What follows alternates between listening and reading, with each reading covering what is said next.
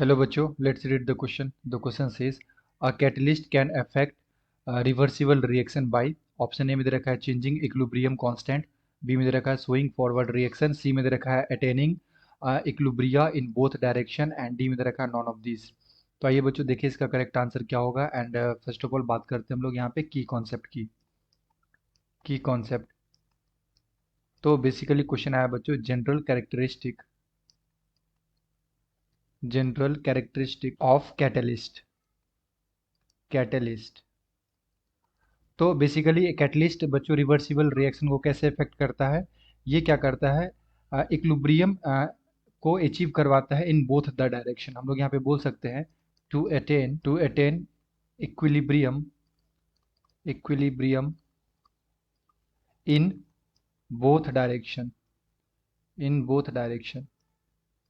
Okay.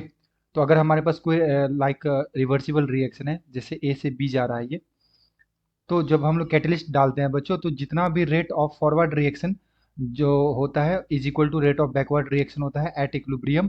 तो basically जो forward का एक रेट होता है एंड बैकवर्ड का रेट होता है, दोनों का जो वो सेम होता है बच्चों, है ना, एट ए सेम एक्सटेंट हम लोग बोल सकते हैं। तो ये क्या करता है कैटलिस्ट, बेसिकली इक्विलिब्रियम को बोथ डायरेक्शन में ये लाइक ले जा सकता है ना, फॉरवर्ड के लिए भी होता है एंड बैकवर्ड के लिए भी होता है।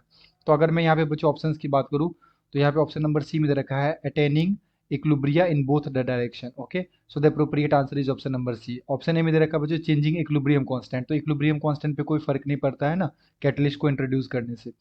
शोइंग फॉरवर्ड रिएक्शन, तो केवल फॉरवर्ड रिएक्शन नहीं बच्चों, ये फॉरवर्ड एंड बैकवर्ड दोनों तरफ रिएक्शन को मूव करवा सकता है to achieve the equilibrium okay. And D में दे रखा है none of this, so the appropriate answer is option number C. I hope you will be understood it well. Best of luck, thank you.